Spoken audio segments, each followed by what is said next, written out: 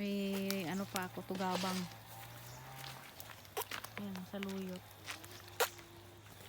Ano yan, Pay? Dapat kapag sa'yo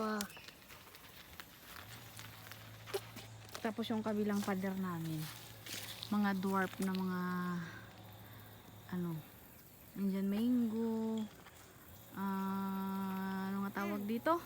Sampalok. Yan, mga dwarf lang yan. Indian mango. Sampalok. Mumulak-mulak.